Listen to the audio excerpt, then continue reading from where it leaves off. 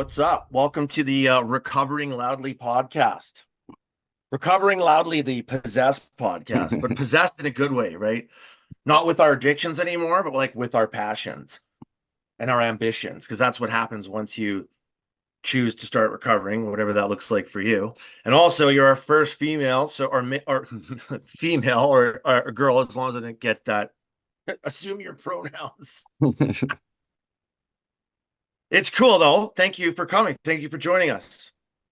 Thank you. I appreciate it. Yes, I am a female. Good. You appear to be. Yeah, maybe start off by just telling us a little bit about what you do and your business and yeah.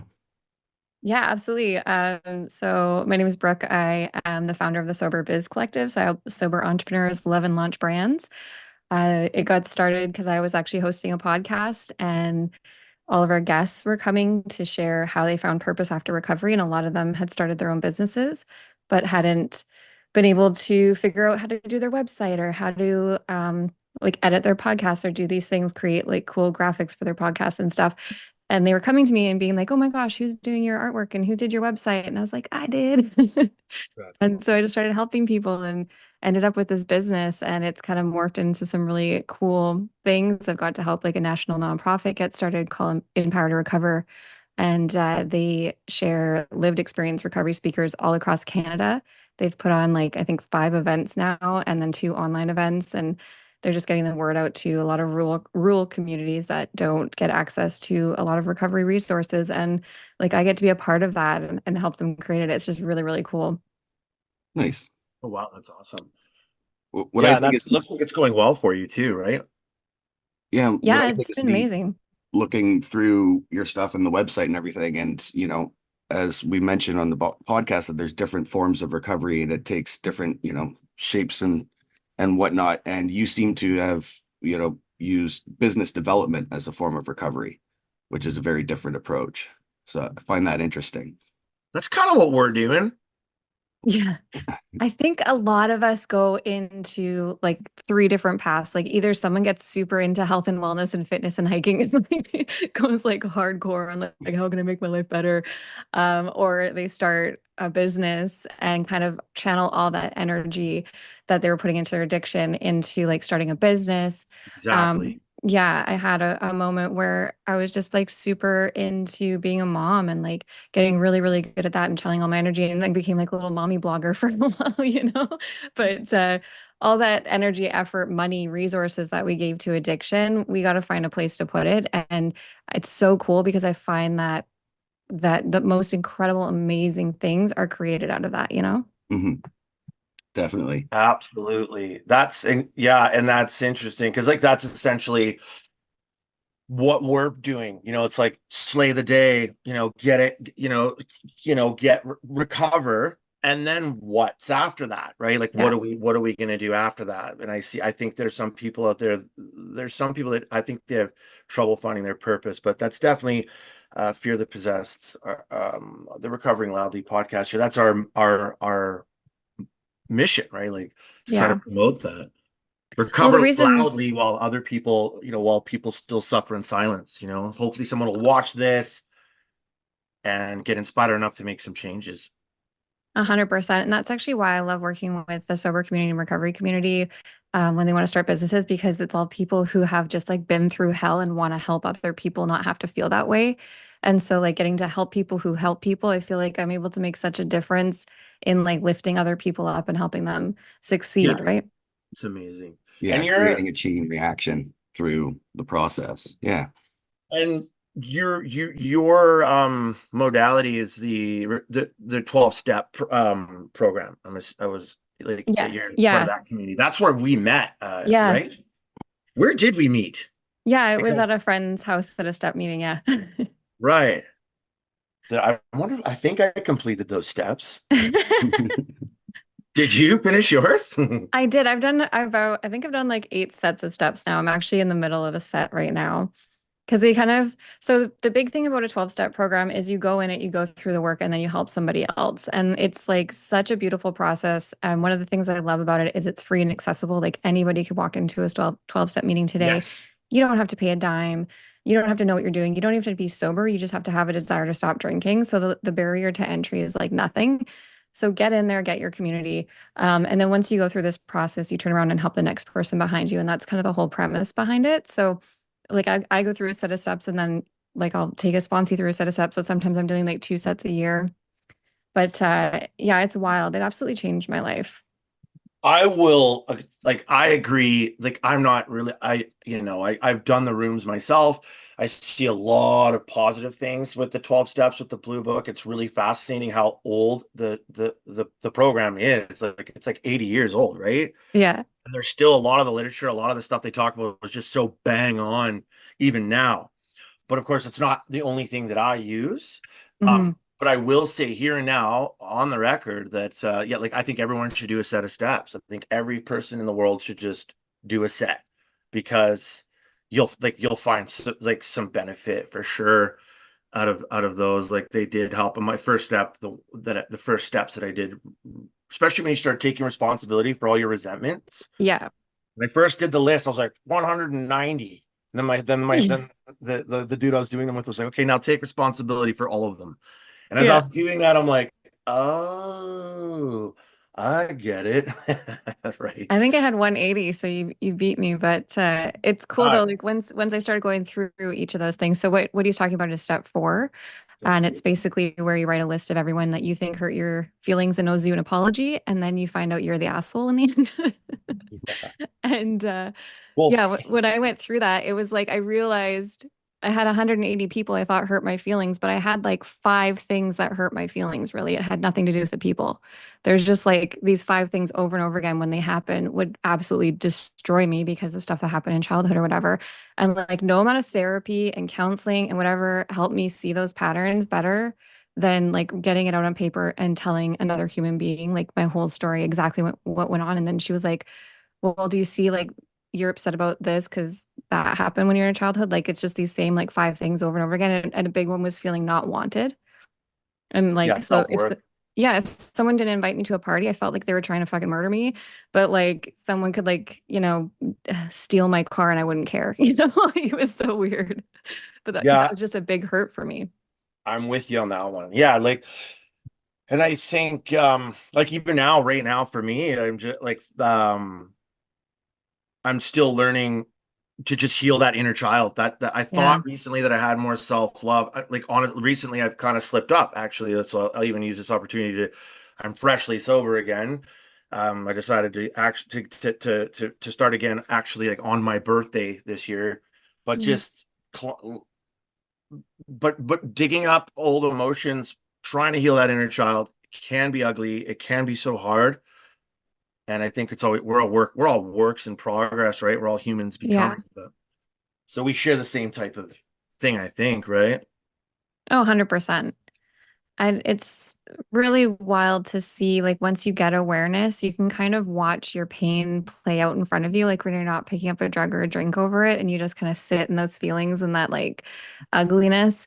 You can sit back and watch your brain go through its thing where it's going to try and get you to pick up and try and get you to drink and For real. not having to actually do that and having other tools it's freedom. It's absolute freedom.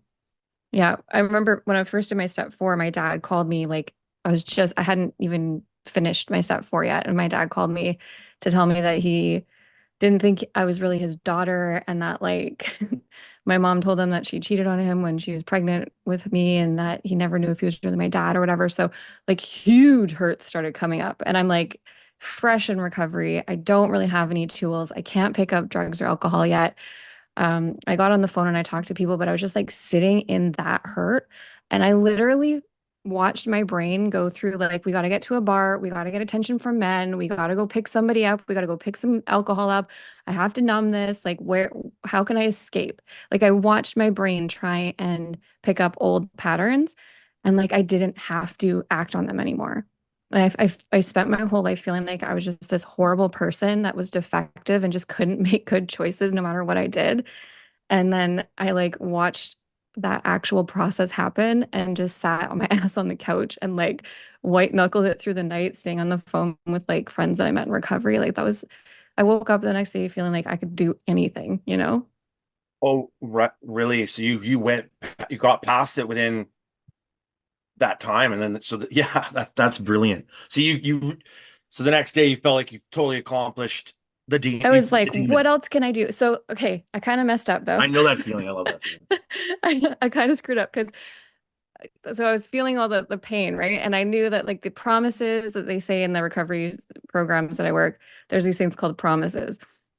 They come true halfway through step 9 is what the book says. So I'm like, okay, I'm gonna start doing my amends because I want to feel better. So before I'm like finished at 4, I start calling people and making amends. And like I called my husband, or well, I talked to my husband. He was home. I didn't have to call him.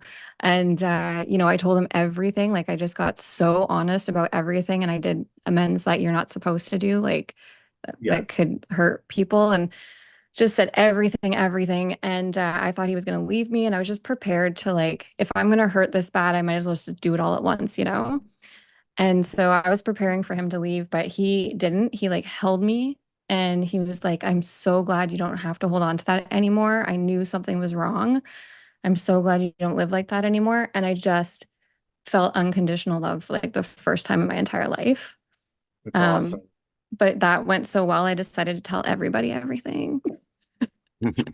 And And did then that go? How'd that go? uh, Yeah. it Hey, wasn't good. and just as yeah, Jamin smokes on the podcast. Just saying, he Oh, just that's smokes okay. cigarettes.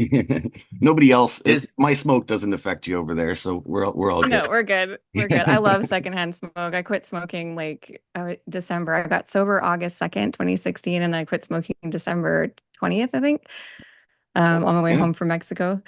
And yeah, Congrats. I still miss it. That's the one thing I'm like, oh man, I feel like smoking makes me more creative. He's Jamin gonna try and push me to quit smoking, and I don't see it happening anytime soon. Maybe soon? Yeah, so. I'm projecting like a few years, but like as Yeah. this podcast gets bigger and stuff like that, and people like tell them how it's how like unhealthy it really. Eventually, it'll sink in. But Yeah. he's interesting. Jamin's a normie, but his recovery is interesting. He's not even actually in recovery. He's just but he has his rules that he sticks by that keep him on track. So Yeah. Yeah. in I terms mean, of eating, essentially, I was a teenage alcoholic.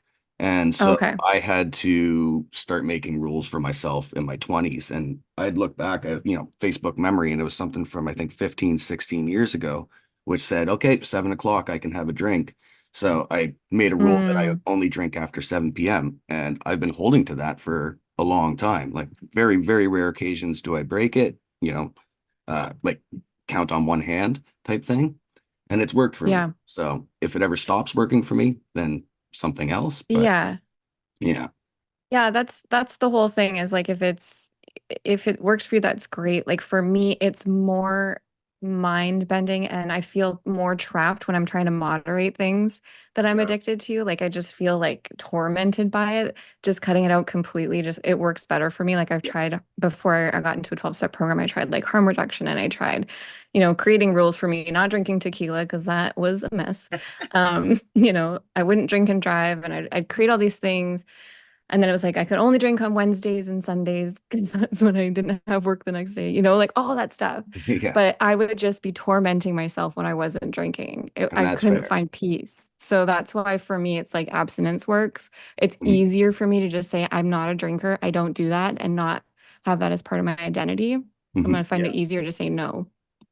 And And I literally just came to that same conclusion. Just like I've been in recovery, quickly. I've been in recovery since 2015, on and off, different programs, all that, tried everything, and just I'm like, oh, I can try this, I can do this, I can do that, and just recently, literally, I'm like, I'm just done. There's just no maybe like even just I'm like, okay, well, I'm like, okay, I'm gonna go away in a couple months and I'll get it out of my system then. Like even just planning to go away in 2 years was enough to haunt my mind where I'm like, well, if you can go away in 2 years, you can, like, I am one of those Yeah. blue book alcoholics that they describe. Like, I'm with you. Like, I'm just like, I'm just have to be. And then I kind of took into consideration, like, you want to have a recovery podcast, you want to be this recovery, fitness, mental health influencer. Like, you can't have fucking both, dude. So I just kind of made peace with it recently, actually. And I just felt like, ah, like, okay. Yeah. Like I've done incredible things. Even when I've slipped up recently, I haven't lost my job or crashed my car or anything, but still, it's just Yeah. it's interrupted all kinds of shit. So, Yeah. It's um, fucking it's hard, but listen, like I watch you, I see what you're doing. You've got this like huge light in you, and I can just feel like even when we first met that you're meant to do big things. You have a way of like sharing what you're going through and what's helping you and what you're learning with other people like so freely, and like you have this excitement about it that's really going to make a difference in the world. And a fucking of course your addiction's going to try and take that from you. Like that's what it does, man. Like I swear it's demonic. Like I just yeah. think that sometimes demons in the fuck. It's weird. I've seen some weird shit, coincidences. I'm just like, oh, that's spooky. So yeah, I think I'm a warrior of the light, and I appreciate that very much. Thank you for saying that. Like I've been embarrassed so many times in my life that I don't care anymore. I'm just like, like whatever. What a gift. Like let's just be on. Yeah. Let's recur loudly, right? Yeah. Yeah, I'm missing that part of my brain that maybe I should have sometimes, but where I'm like, oh, maybe I'll keep that quiet. I mean, I keep some things, close to the chest, believe it or not, but I just think that it's my duty and our duty to recover loudly, to be loud about it, because there's people out there that are terrified. And Yeah. again, I want to show people that you can be strong and tattooed and happy and still be sober. And heavy metal.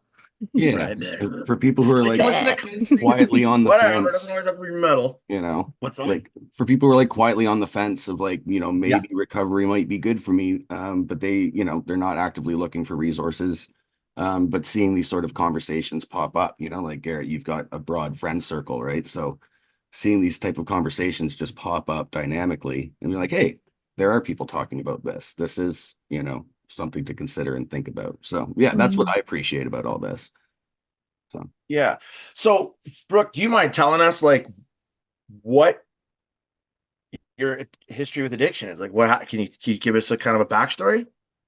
Yeah, well, it's started when I was like a kid. I was all over the place. My grandmother, on my mom's side, was a heroin addict, and she was like married or not married to my mom's dad, who was briefly in the picture, was indigenous like gangster.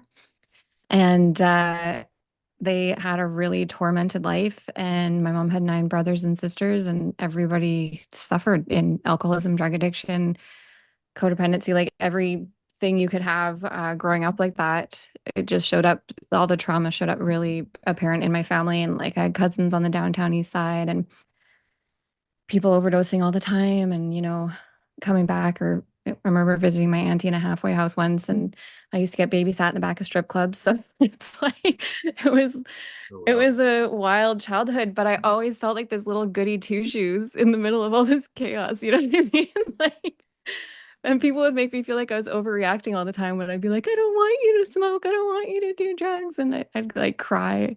Sounds like And you knew even at that young age, right? yeah, well, as soon as I started going to school, I kind of realized things weren't normal, like I'd go to other kids' houses and I'd be like, oh, why isn't their house so chaotic, And I saw a lot of like abuse and stuff in my home as well. And, one time I ended up calling the cops. I went over to a neighbor's house at a very young age. My babysitter was beating up his girlfriend in front of me. And the cops came, and the girl said, "Oh, no, nothing happened. It was nothing. We were just playing. It was just a game." And that was like when I realized, oh, adults aren't going to believe me, I'm not safe to share about things that are going on in my home because now I look like I'm lying or overreacting or something, right? So yeah, things felt really unsafe and scary and weird growing up. And I swear I was never, ever, ever, ever, ever going to be like that. And I like had a really close relationship with Jesus because my neighbors all went to church and like they'd take me with them. And so, Fuck yeah. yeah, I was like, I would pray all the time. And I was just like, I just felt so different than my family. And things I'd pray for would come true all the time too. Like my dad said he couldn't come visit me one time. And I was like 8 years old or 5 years old, six, I don't know, very young. But I remember breaking down and crying and praying and being like, God, if you just make his car start so he can come see me, please. Like, and he called me 5 minutes later and his car had started. So I just knew God was real and he was a genie. So I was a big believer in that.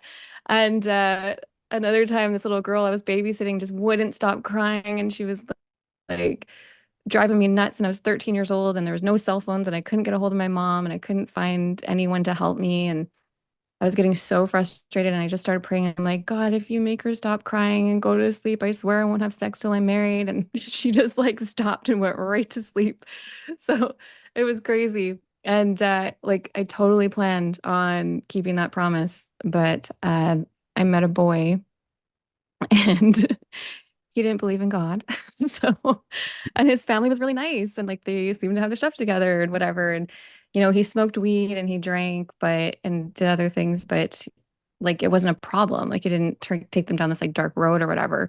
So I started doubting what I thought. Like I was like, oh, maybe drugs aren't that bad, or oh, maybe God's not real. And so like 16 years old, I decided to like smoke weed for the first time. And nothing happened. Like I didn't die. I didn't get like scary high or anything. There's no consequences really. So I was like, oh, what was I afraid of?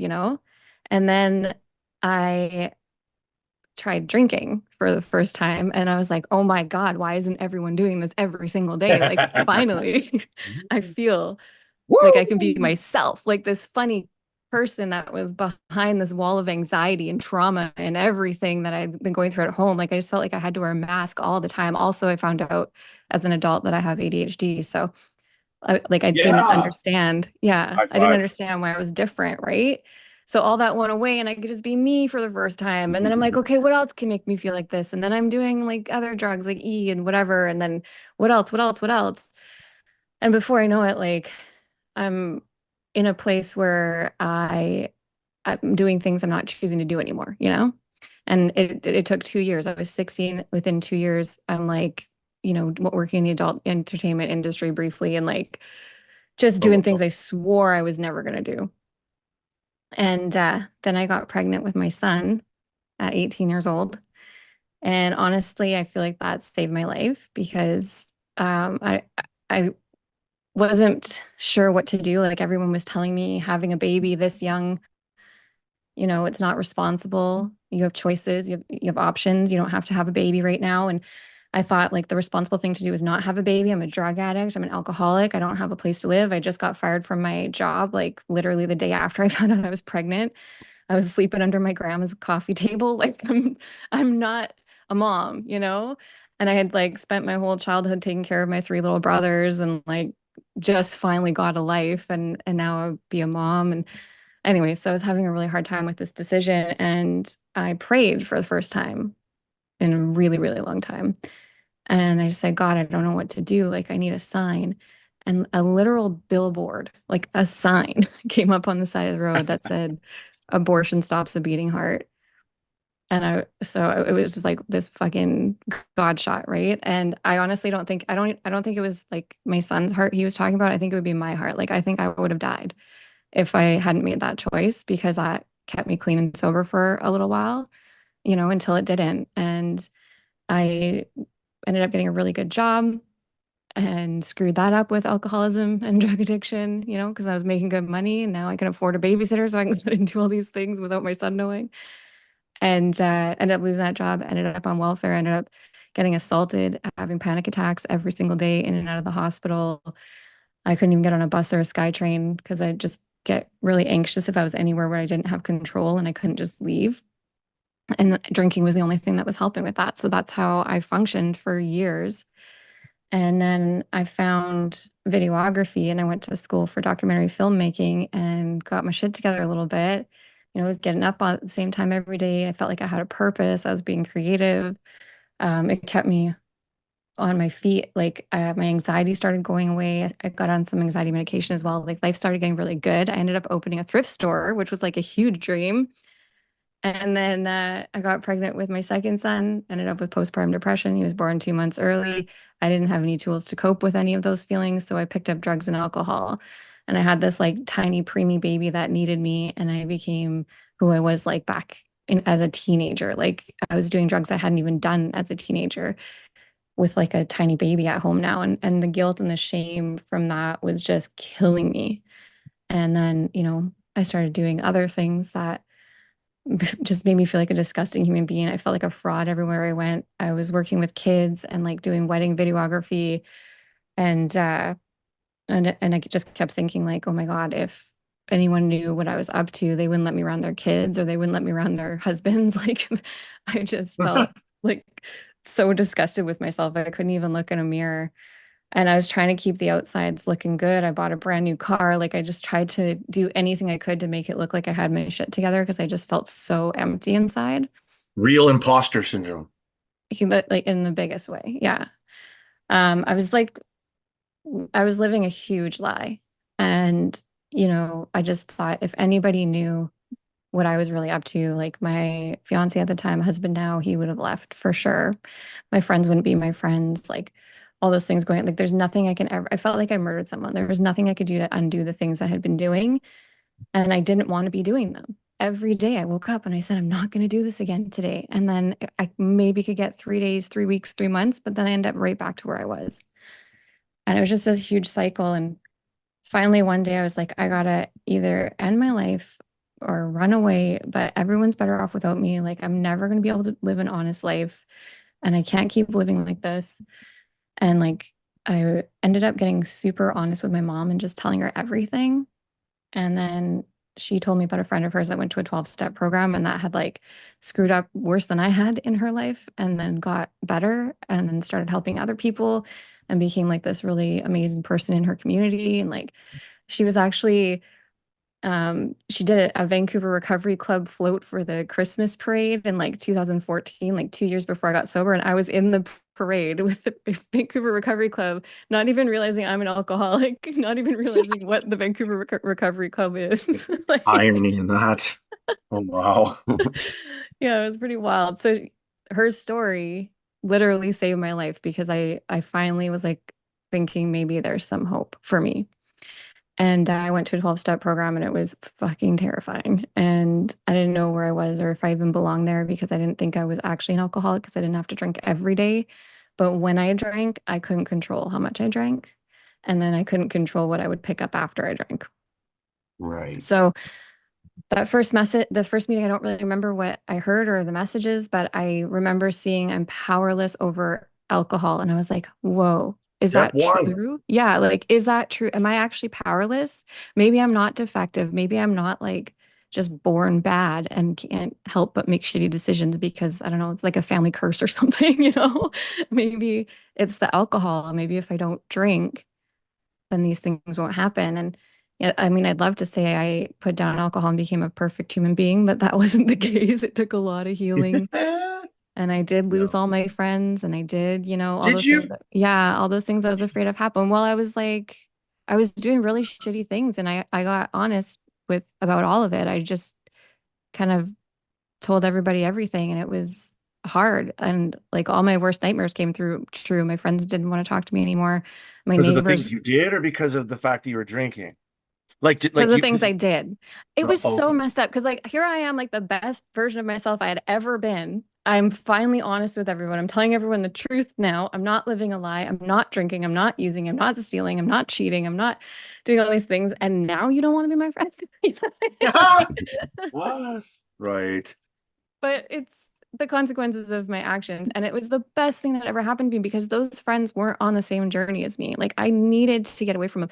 They Oh, were for sure. friends I had from high school that were Yeah. part of me getting started in the first place.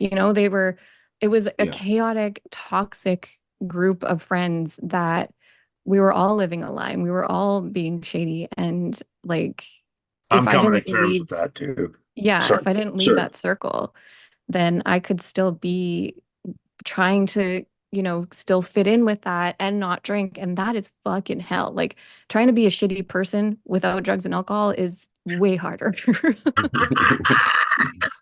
Yeah, touche. Nice.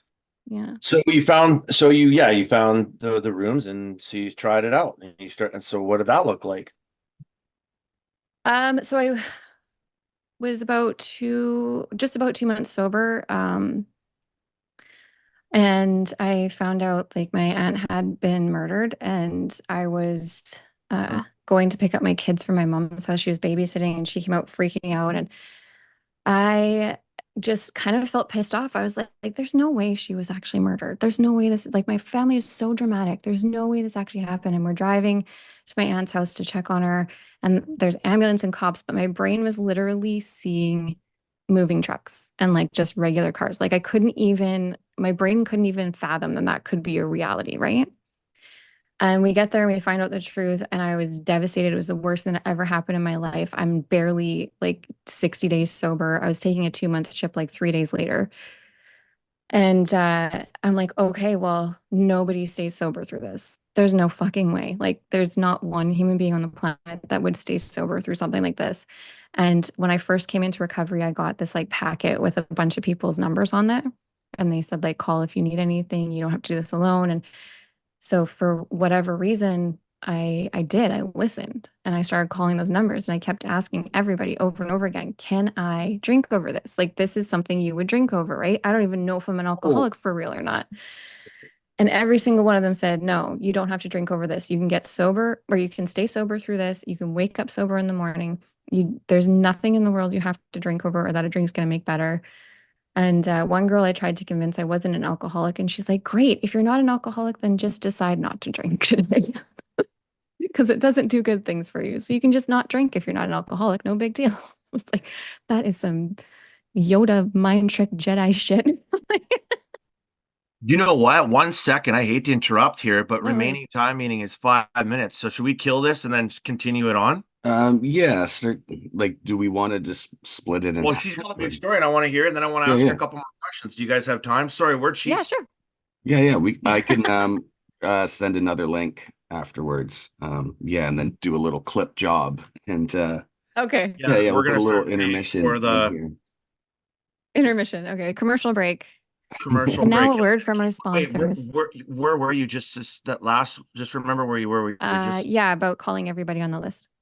Oh, yeah, yeah, yeah, we right. can still continue until it kicks us out. But then what I'll do is I'll just quickly set up another Zoom link and email it over to you. And Okay, perfect. Yeah. So continue, and you got 5 minutes, and then we'll do it again. So we apologize. Look, man, No, no worries. we're doing this fucking ugly, right? So we're your background's so nice. You look great. We're just like, dude, Thank you. I've been doing this for a long time. and a lot of questions too after this one. I'll be in touch with you. No worries. So yeah, so I called everybody on the list, and everyone was like, nope, you don't have to drink over this. And so I managed to get to bed sober that night and woke up and was a new human being. And I was like, oh my gosh, you can get through anything sober. Like, this is incredible. And like those moments kept happening for me through my recovery. But it was weird. Like, I had only dealt with kind of one family death prior to this in addiction, and I used it as an excuse to drink, like, and use drugs, even though that family member died as a result of drinking and using drugs. I was like, oh, I can't stay sober through this, right? So I got through it sober, and what a difference to, feel all those feelings and not run for them, and allow other people to come in and support you and learn new tools to deal with it. And then you actually heal. You don't keep perpetuating the hurt, right? And I had this like weird gratitude about life. It was like when my aunt lost her life, I was like, oh, we're all just going to die. Like, we're all going to, everything else is just bullshit. We are like, nothing matters. None of these insecurities matter. Like, none of my bills getting paid on time matters. The fact that I screwed up before in my life doesn't matter. We're all going to freaking die. Like, it was just this realization, but it gave me so much freedom. And I just felt like my aunt was there with me all the time. Like, I've picked out some Christmas wrapping stuff that I keep, like our bags and everything for Christmas. And I pulled one out to wrap a present, and it said, "Love you, Auntie Candace" on it. And that was like the Christmas after she passed away. And I kept seeing on Facebook, it would be love Auntie Candace, love this, Auntie Candace, love this. What would say Candace or whatever her name, but so I just felt like she was there with me and like really helped me feel connected to something bigger than myself in early recovery, right? And yeah, I ended up Very going, powerful. yeah, ended up going to Mexico clean and sober. It was my first time ever on a plane, 4 months sober. And yeah, I went to an all-inclusive resort, and it was Most people get drunk on the wild. plane because they're so scared. That's me. Yeah. Yeah, I know. I had anxiety and panic disorder, and here I am taking a freaking plane 4 months sober without any alcohol in my system. Luckily, I'd never been on a plane before in my life. I didn't know what to expect. I'd never been to an all-inclusive resort, so I had nothing to compare it to. So Like there was no normal for me. But it was amazing. I, got honest about everything in my life and didn't have to live a lie anymore. I ended up going back to church. I got baptized. Um, Are right you after still that, practicing? You're Christian then? You're like Christian-ish, sweet. like Oh, somewhere between like crystals and Christian. I don't know. I'm there. I Christ consciousness. Jesus is a friend Yeah, of mine. I love Jesus. I've gotten so much healing from church. But there's just some things that I just don't jive with and And fucking fair to don't make fair. sense to me. So, I mean, I love worship music. We'll get into that part of the story because it's actually a big piece. Here. But yeah, life got really, really, really good. For my first 2 years, I felt like a brand new person. I lost 80 pounds. I was like the lowest weight I'd been as an adult.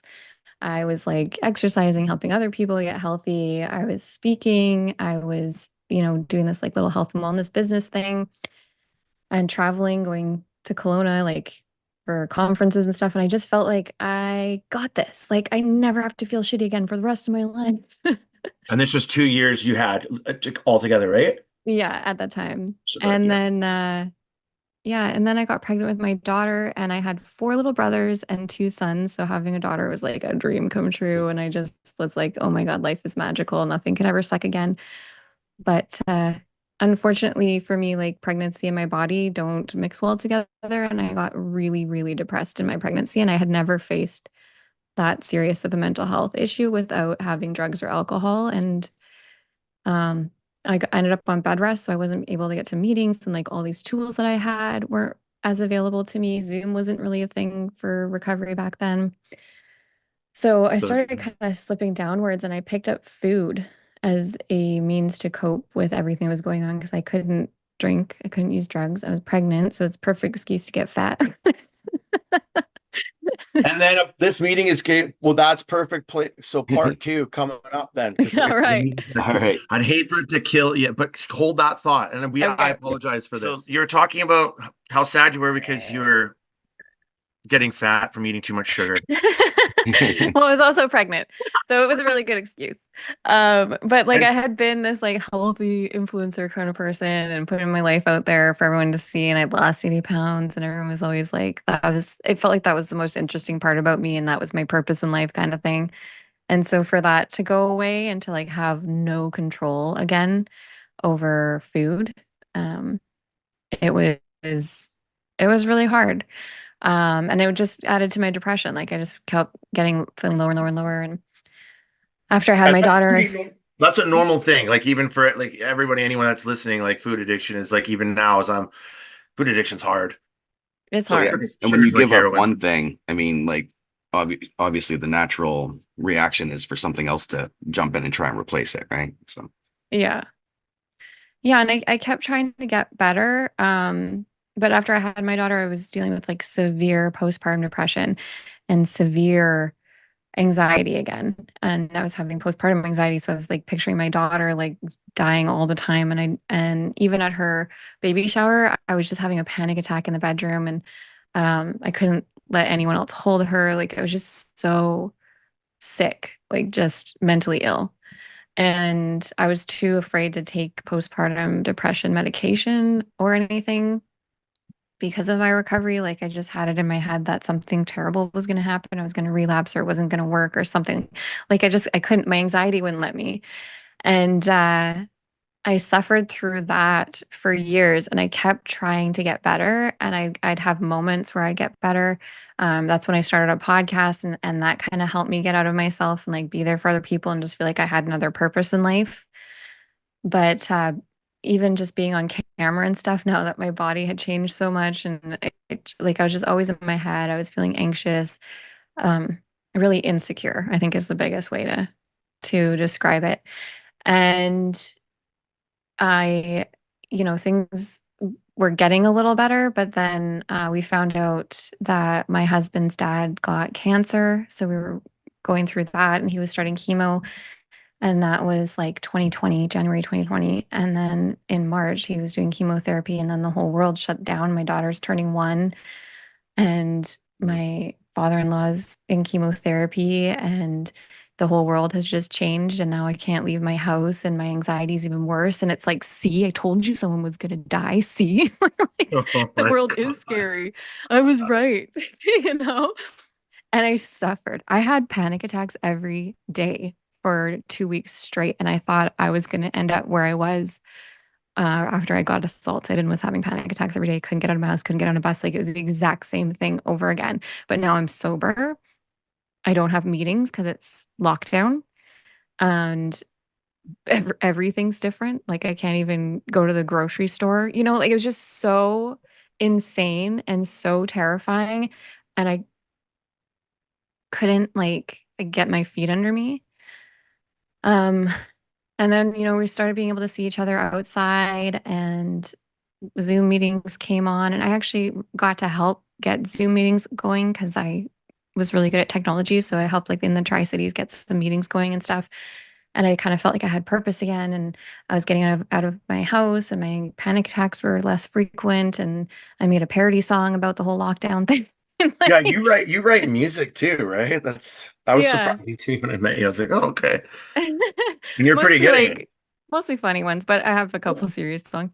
But yeah, so things started getting good and then I was coming up on 4 years sober and we went and celebrated with my mom.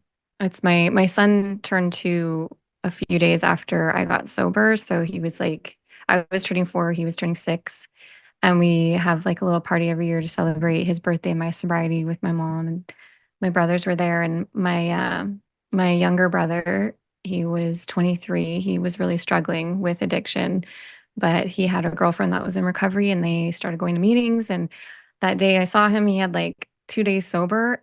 Literally 2 days and the light was back in his eyes and he was playing with my kids and just being the uncle I always thought he could be. Mhm. And we had such a good day.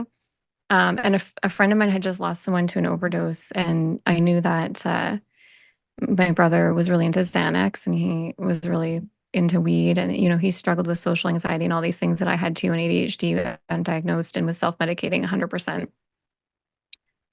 But my friend had just lost somebody to the toxic drug crisis, and I sat him down and I was like, "Look, I know you're just starting this recovery thing, and you're just getting into meetings and whatever, but whatever you do, just don't pick up these certain drugs, right now, because they're not clean. They're not coming into the country right now. We can't actually get clean like harder drugs. So they all have fentanyl, and Yeah. people are dying like crazy. And if you die, I'm gonna kill you." That. And that's still going on now. That's still Yeah. yeah, it hasn't stopped. The drugs are still poisonous. Yeah. Yeah. So we had that conversation and I was so relieved. Just seeing who he was, I thought, okay, I don't have to worry anymore. He's good. And I was sitting here paranoid and worried about my dad. He's got Parkinson's. My grandma, she's all alone and she has lung issues. And I'm thinking they're going to, not make it through this pandemic and I'm never going to see them again. I'm calling them every day and worrying about them. I'm thinking my brother's good. And 2 weeks later, I get a phone call from my mom in the morning and he didn't get up in the morning for work. His boss found him and he lived in my mom's basement, my brother. And it was just my fucking world was destroyed. My brothers are my babies. I raised them growing up, and Your I brother really, passed away. yeah, he Oh didn't, wow. he decided to try Okay. a drug. His girlfriend relapsed and she did drugs that he didn't do. And she gave them to him for him to try. And when they found him, there was the Narcan kits everywhere on the ground. I guess she tried to help him, but I think she passed out.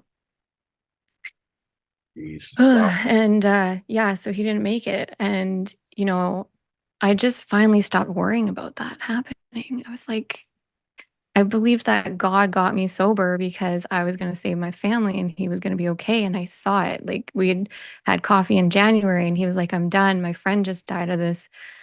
And I didn't think it was real. And I didn't think it would happen to someone I know. And I don't want to do this anymore. That was in January. He was really getting it. I thought we're good.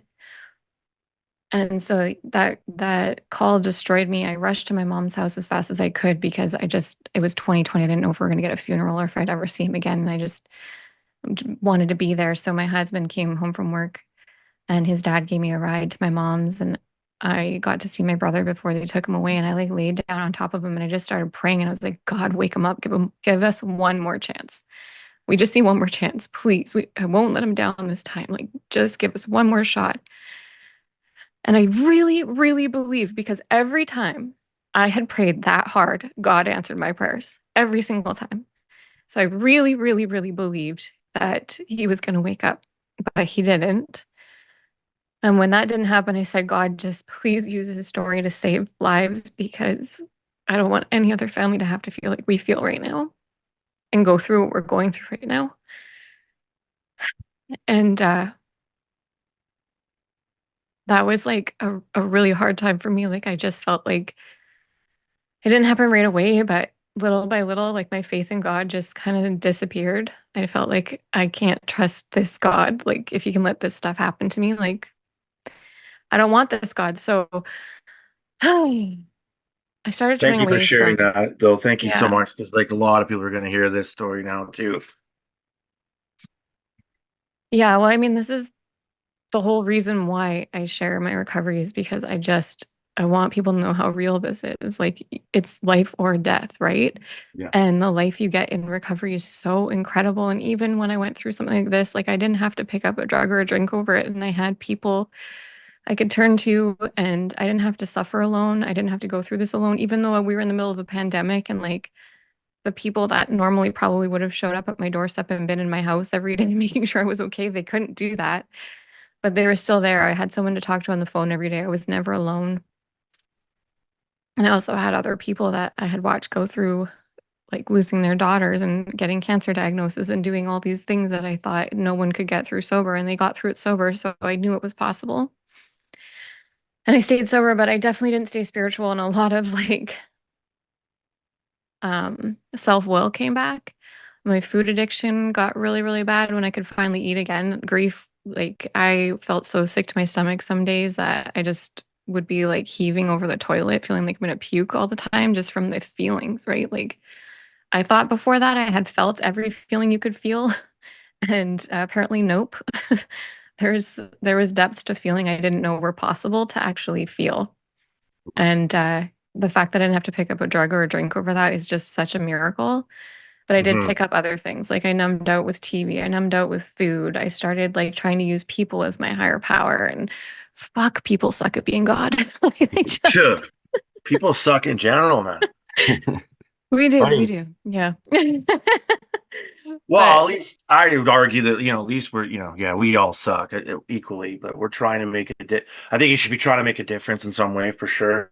if you don't want to stay sucking and you try and get out of that, I think is the difference. Like, there's people who don't Choose want to to, suck. yeah, and they don't want to make amends for that or have responsibility for that, I think is the difference. But that's here nor there. That's like 90% of the population. Yeah. Hence the reason why I think everyone should do a set of steps, right? But good luck with it. Absolutely. I think that was the first thing I thought when I did a set of steps. Like, why don't they do this in high school? Like, I feel like I could have used this like 20 years ago. Thank Mm, you. yeah, as a But you general got to go tool. through some Yeah. shit first, I think, too. And I don't know. But yeah, so my faith got really shaken. I stopped going to church. Started I took an astrology course and started trying to find God anywhere else I could. And I became a certified tarot card reader and started like reading cards on Cool. TikTok. That's Okay. cool. Yeah, it was I like wild. that stuff. Is It it, was it's really, not the really like, fun, isn't but it that got pretty contrary to dark. the beliefs though, or whatever? It's tarot cards and stuff. Well, yeah, it depends on what you believe, I guess. I mean, for the church went to, for sure. Um, But Interesting. it was still me running on my will. Like, I wasn't surrendering anything. I was like picking these cards. I'm like, I'm going to control my life. I'm going to find out what's happening next. I'm going to get answers. And I couldn't just like exist. Like, I was so neurotic, I guess is the thing I can think of. Like, I don't know. I was using it to try and like control my life rather than relying on a God, or, giving my will and my life over to a God. And that was a really, really hard way to live. It was like white knuckling it. I was a dry drunk. I started getting like there's a lot of like old behaviors came up. I was really shitty to my husband a lot, and, looking for attention and validation and spending a lot of money and eating a lot of food. And It was just, it was not good. I didn't feel spiritually well. And then in August 2022, I was on my way to Soberfest on the island. And while I was waiting to get on the ferry, I got a call from Victim Services, and they were with my grandma. My uncle had passed away of an overdose in his car Wow. and lost his life. Yeah, and ugh. um, and I was just broken because I'm on my own will. I don't have my higher power. My recovery community had completely changed because through the podcast that I was doing, like I had a partnership with my sponsor at the time, and that ended really ugly in the middle of me grieving my brother. And like, she was someone I trusted more than anybody in the planet, and then turned into this person that I didn't even know anymore. And I feel like we were all at our worst during the pandemic. Like, um, Yeah, I agree. it was so In some hard. ways, And yeah. I lost her and the whole community I had built around her and like her meetings and stuff. And it was absolutely devastating. And I was afraid of people in recovery after that. And I was afraid of trusting women. And I was afraid of getting a sponsor. And like, so I'm sitting there running on my own will without my, tribe of women that I'm used to. And now my uncle's passed away, and I'm supposed to be going to do this like vendor, I'm a vendor at this event. And I just felt so broken. And I prayed again, and I was like, okay, God, like I need you. I don't know how to do this on my own anymore. Like I'm gonna drink. If I wasn't on the way to Soberfest, I don't know what happened. I'm gonna drink. I'm gonna use. Like I can't live like this anymore. It hurts too much. It's too painful. I need a sign. And 7 eagles flew over my car when I prayed that. 7 eagles? 7 eagles. And That is kind of weird. You generally only see one or yeah, two. I was blown away. It's weird because every time someone in my family passes away, we'll see an eagle at their funeral or as soon as they've passed or whatever. Like we see eagles for some reason. And like 7 people in my family had passed away, and they're like 7 eagles above my car, which I thought was a really cool sign, but I didn't know exactly What? what it meant. And I was like, can we get something a little more specific? Like, what does this mean? So, Wow, that's yeah, weird. it was so wild. So we got to our Airbnb at Soberfest, and at the Airbnb there was this gate, and there was a huge eagle statue at the gate. It was just wild. And then we drive into our Airbnb, and there's another huge eagle statue right outside our Airbnb, and it was just like this, like I was gonna say peace. This peace like flooded me, and I just felt okay, and I was able to get through the event and everything. And I broke down afterwards, of course, and the next day I went to a meeting that I hadn't gone to and like since the pandemic had happened. And after that meeting, I would always end up going to church. I'd do a breakfast meeting, and then I'd do church. And that was like my routine. And so right after that breakfast meeting, I just ended up at church. Like I didn't even mean to go there, but I just ended up there. Like I used to end up at a liquor store. And I went into the church because I was there anyway. I was like, okay, I guess I'm meant to be here. And the whole sermon was about the symbolism of the eagle in the Bible and how it's like God carrying us through difficult times. Oh, wow. What? Yeah. And so that was when I started kind of rebuilding my faith, and it looks a lot different than it ever has through my recovery. Like I'm not sure 100% what I believe in. I feel like I'm definitely like I know there's a higher power. I absolutely know there's a higher power. I'm still building that trust with it again because I just, I get the trust, and then something happens and I'm like, oh, see. Oh, see? Well, yeah, but that's how it is. That's life. It's Yeah. just a sequence of events that are just going to challenge you. You know what I mean? And The next challenge your challenge. Yeah. resilience. Yeah. But that gave me like faith, like just getting that message. It it That's definitely made me not tricky. doubt that there's a higher power. It's just my struggle today is like giving my will over to it and not trying to control everything in my life because I'm scared. And Mhm. that's, I've had moments of that, especially recently. I've started like exercising and hiking, and I've done a food addiction recovery program. I'm down 50 pounds now. Oh, wow. Congratulations. Thank you. And I think I gained like 20 in the last 2 months, but it happened. Yeah, and I've had like some really amazing moments of just freedom and feeling like, oh, this is what I'm supposed to feel like, and it's not supposed to be a struggle. Like I can just relax. God's got me, right? But I still waver back and forth through that because, hard stuff's still going to happen. And then it's really hard not to try and control in those moments. Yeah, exactly. And I think and see, that's with me, that's why I'm so obsessed or with the discipline and the consistency, because I think that's what like will, like, I'll be 100% honest sometimes when I'm in the rooms and I see some dudes that are like, don't you want what we have? And they're all chain smoking on their big bellies and they're 100 years old and they've been sober longer than I've been alive. And I'm like, not really, man. Like, I want, you know what I mean? No offense. And I get that. But I think, in my honest opinion, and this is my motherfucking podcast right now, is that people should be like working on some sort of discipline as well, and self-development and spirituality, fitness and nutrition and reading and constantly trying to develop. The Hmm. self-development is what I believe is going to set up, and yes, a closer connection to God, the gods, whatever you believe in. I believe in gods, man. I believe it's real too. I've seen so many synchronicities that are weird as hell. And I know people that are like just dismiss this, oh, it's a science and there's no such thing and we're just a biological accident. I'm just like, well, that's pretty depressing. Maybe I should just go drink then, like, because I don't know. What do you believe, Jay? Do you believe? I never really asked you that. Are you a spiritual guy, or you just think Belief it's just system. black? What's that? I was What? well, I was raised Roman Catholic. I had a very devout on my mother's side, completely devout Roman Catholic family. My dad's side was more Baptist. So I was raised with the church. I attended a lot of Portuguese masses as a kid. So it's like the call and response and everything. I definitely pulled from it, like the golden rule, do unto others. There's things I appreciated. There's things that I saw made my grandparents very good people because of their faith and because of the church. But there's other people, in their interpretations that they're not good people, Mm. despite how close to the church they may be. So Yeah. I'm a free floater, go with the river. So I don't I don't bash religion. It's good for a lot of people. Me myself, yeah, I've taken what's worked for me from it and kind of moved on, I guess.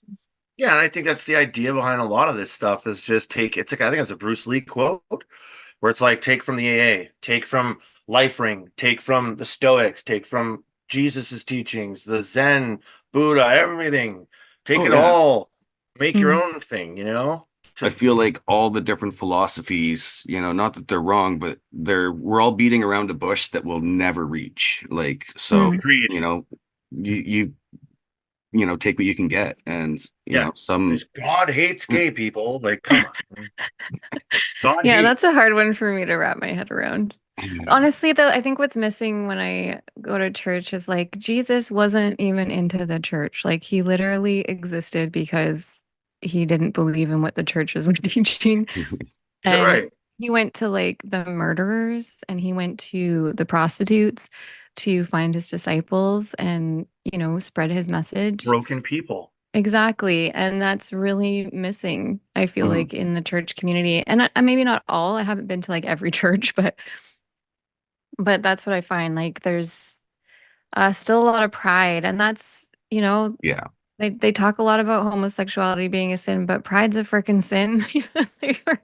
Well, You yeah, know? how could homosexuality be a sin? It's like I just don't believe, like, just some. Yeah, it doesn't make Out of sense. all the things going on in the world, I think that would be the least of God's problems. Like Oh, hell yeah. Yeah. people loving each other. Like I don't Exactly. think Let's he just could be. prevent the love between two people. That doesn't tie into the Doesn't message make at all. sense. It's Yeah. just it's so silly. Now, Brooke, was that? Sorry, I have a couple other questions. Like, but Sure. was there more to your story, or did it sort of was that kind of the? I mean, there's probably more of some kind, but Yeah. I mean, I could probably talk for 3 hours, but I well, can I I ask think that you? kind of gets us up to where we are today. I'm yeah. still on a journey, but I'm definitely finding my place with my faith. It's just not, it's not in a box. Like I really wanted it to be in a box and That's just awesome. isn't. There's so much to the world and so much I'm discovering every day that I'm even hesitant to even share about it because I feel like my ideas and everything will change. as I go on this journey. Like even when you're talking about self-development and always working on yourself and all that kind of stuff, like I went through that so hard in my first 2 years. And then I went through depression and I was like, oh, all this self-development shit is bull crap. Like it's all just like smoke and mirrors and putting like newspaper over dog shit, like it doesn't actually Fair. help. But I mean, But yeah, then I get out of that and I get back into it. And then I find like a balance of like, okay, like putting affirmations on my mirror is not going to change my fucking life. But making sure when I have those negative thoughts, I sit there and I like feed positive thoughts that I actually believe about myself into my brain. Like that shit works for me. That helps me make sure I'm not just like eating away at my like self-esteem daily, right? yeah, Definitely. exactly. I get that too. Like if I'm training really hard and staying strong, all of a sudden I'm like my brain is like, oh yeah, you don't no booze? Okay, fine. Well, I'll tell you what, what's the point of this fitness stuff? Because the sun's gonna burn out anyway. So you might as well just stay home and watch Netflix. Like that's my brain. Ah, Why yes, the can't futility of everything. fuck, Hmm. man? So I wanted to like, what would you tell? Like, what would you say to someone? And sorry, how you're 6 years sober now? You just recently took Eight. six, No, I'll eight. be 8 years on August 2nd. Good Lord. Yeah. Lord have mercy. Congratulations. It's amazing. Thank you. So what would you tell what would you and where are we here? I think we still have about 15 minutes or so. I'll let you know when the clock's about to run down. But what would you suggest to someone right now that's just like can't figure it out? They're like, maybe I want to try the 12 steps, but it's kind of scary. Maybe I want to do this, but I know that drinking or doing coke or whatever I'm doing right now is definitely a problem. What are some first Yeah. steps that I can take to try to get into recovery here? Try to start working towards it. Eh, Well, you need willingness. I think that's the most important thing. And I find like with addicts and alcoholics, or at least this is true for me, like when I wanted to change, that window of wanting to change and actually taking action was so small. And if I miss that window, I'm kind of stuck in my loops again until that window reappeared, right? So mhm. if you're finding yourself, you've got that window, you got the willingness that you want to change, like just do something. For me, it took believing it was possible for me before I became willing. So if you're at a place where you don't believe it can happen for you, start reading books of people who have overcome addiction. Listen to podcasts about people who've overcome addiction. Start following people on social media who've overcome addiction or are living a life that you want to live so that you can tell your brain, no, it's fucking possible. I'm watching this person do that right now. Like I think recovery podcasts are just so powerful and more so than we even think because there's so many out there now. What are some good ones? You want to list a couple off besides recovering loudly? Yeah, And recovery your loudly. own, yeah. So the Sober Girls Guide was a big one. I absolutely love Jessica. She's an amazing human being, and she has a lot of incredible women on her podcast. The Avalon Women's Center has a podcast that shares about women in recovery. There's one called Fucking Sober Podcast, the first 90 days that takes you like the first 90 days through someone's podcast. That one's really cool because it's like it's actually kind of like a TV show. Like it's a narrative podcast and they have different characters and stuff that play. I got to be a voiceover on that one. It was really cool. Cool. Um, there's a lot of sites like the Sober Curator puts out all of the podcasts, all of the TV shows, all of the movies around recovery. And she has a bunch of writers that are in recovery that share on different topics that we face in our community. So if you're looking for like a list of podcasts to check out, you could go to the sobercurator.com and there's tons of stuff there, resources. Yeah, I mean, Just type it if you want it bad enough, like I did. I just just typed in recovery or into YouTube, motivation into YouTube, recovery into Spotify. You'll figure it out. I think. yeah, but I've Yeah. noticed too, it's getting more popular. I watched a lot of reality TV as a guilty pleasure now because I don't eat sugar or flour anymore. How's that going? How long have you been off sugar? 18 months. Holy shit! Yeah. What do you do? I don't eat sugar. It's like anything else. It's so much easier to just not eat it than it is to try and moderate it for me. Like Right. when I know. I just say like I don't eat sugar. And I listened to an audiobook called Bright Line Eating and it really helped me understand the psychology behind like sugar and food addiction. And it all has to do with dopamine. Like people who Yep. are, neurodivergent, we're Yep. going to be an addict or we're going to have ADHD. some kind of thing that we're trying to feed dopamine into our body. And so for me, that was food. And it kills your dopamine receptors because you're just overwhelmed with dopamine when you eat sugar and you eat shitty food, that your receptors die because they're flooded. They So die or they just get beat up? they get beat to death. Like they don't But they take in come back, dopamine. yeah? They will. Slowly But as fuck. it takes getting rid of all the things that are overwhelming your dopamine receptors. So sugar and flour are big ones. Anything, any plant you crush into a little white powder is not good for your dopamine receptors. Yeah. So And it's hard because I like pizza. I know that's my crack. That was my Apparently first crack. cheese is Yeah. like, yeah, it does. It hits the same receptors as cocaine, all of it, right? Cheese is bad when it's combined with flour, especially like cheese on, like if you just put cheese on broccoli, you're not going to leave the house at like 4 a.m. looking for like some Fair broccoli and enough. cheese, There's your harm or like reduction a block of somewhat, right? cheese. But with flour, with other things, it becomes even more addictive. So pizza is like one of the most addictive foods. And it definitely, like when I'm having like a food relapse, it's a gluten-free pizza. And I'm like, oh, it's gluten. It doesn't kill me. Yeah. Gluten free. But yeah, pizza was my first drug for sure. How It's wild. how Never are you thought of managing your pizza as an ADHD? addiction. Oh, sorry. No, I was just thinking, considering pizza as an addiction. I'd never thought about that. Oh, fuck yeah. Okay, I just did this That's the comedy thing. set last night, and I was talking about like, do you guys eat Domino's? Yeah. Okay, you know those tracker apps that like show you where your pizza is when you Oh, order yes, it? yes. So I was Yeah. like, drug dealers need this, you know? Could you imagine? It's like your 8 balls being processed. Yeah. Jimmy Meanwhile, the is cops are preparing right your order. onto them. We've connected you with a driver. Yeah. We've So got a lot on our plate. how is that comedy thing going? It's You're still so tough, you're fun. still toughing it out and going for it? Yeah, I just did a show last night at the Avalon Women's Center. That's awesome, man. It's That's such a inspiring. fun way. Yeah. That's brave. Good for you.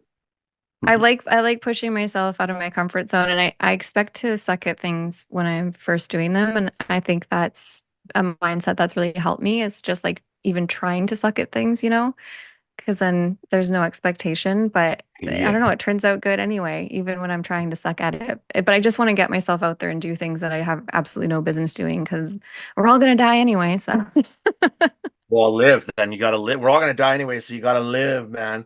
Well, this is a yeah. good opportunity to ask you this question too, then. So, like, this is it for us. It's like, what are you possessed by? What currently right now, Brooke, what possesses you? What are you possessed by? Sounds like comedy a little bit. Yeah, I think just sharing the message of recovery and hope is something that possesses me. And so I get to do that through comedy. I get to do that through my business. I've been doing some networking events for sober entrepreneurs through my business, and I've been getting to do it there, and then also giving a platform to other, inspiring people in recovery to do that as well. And I think just, yeah, sharing the message is it really is all that kind of gets me out of bed in the morning now.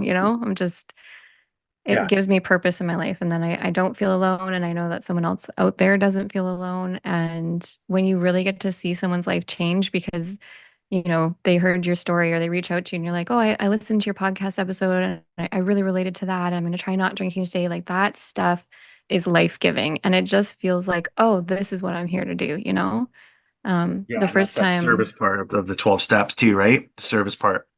Yeah, like the first time I shared at the Empower to Recover conference, I got off stage and I was like, oh, this is it. Like, this is the thing. It was just so clear to me. And one thing I didn't share about my story was like when I was on bed rest with my daughter and feeling like I had no purpose, I prayed for purpose. I was like, God, what do you want from me?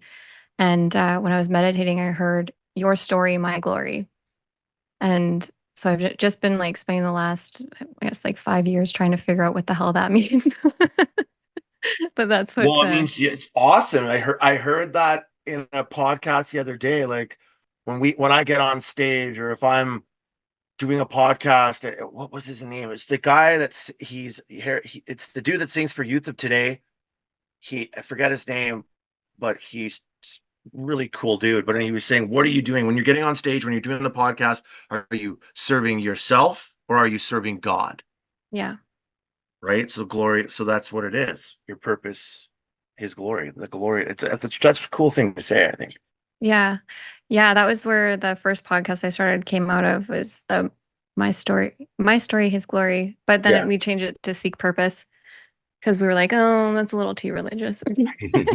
So fair enough. But it was, Well, yeah. what were we about to say? No, it was like the thing, like doing that podcast was the thing that I think that got me to where I am today. Like I met so many incredible people through that, and my network just grew so big. And whether or not it worked out, it was like, you know, I'm here now doing so Mhm. many cool things because of where I started. Yeah, it's awesome. And I see your content too, and I'm like, right on. Like, good for her. Like, she's really doing it. Like, anybody that's just doing it and trying, very inspiring, right? It's you got to do it But ugly. That's how we started. I think the thing I love more than ever anything else is like when people see me doing shit and they're like, "Oh, if she can do it, I can do it." I'm like, "Yes, you can do it." Exactly. You Yeah. kind of gave me that vibe. Like I'm like, well, she look at her. Like you look because you look very professional. Your content and the things you're doing. And I'm like, well, fuck, what the hell is my excuse? Like, I gotta get. And I thank Jamin because he's been a huge, huge help. He saved a lot of time, and it would have been a lot harder to do all this without his help. So I Yeah. believe God, the universe, has like put some people in my way or in my vicinity to like help make things happen. I just find it strange, and I just go with Yeah. it. Well, Brooke, as you were saying at the beginning, like meeting people where it's like, I have this idea, but I don't know how to do this. I don't know how to do the website. I need a logo for my brand, and it's like, well, yeah, I can help with all that. Because a lot of times it takes a whole army, like a whole team of Yeah. people to, tackle all those different avenues. You need your marketing team, you need your graphic Yeah. designers, you need your web developers. So, I mean, you got to start somewhere. You can't just get overwhelmed by it all. So, yeah, with Garrett, I'm like, yeah, I know how to basically set all this up. Not at an extremely high professional level, but I can get us going. So, Yeah, you know, yeah. I have vision. I have a yeah, lot of vision.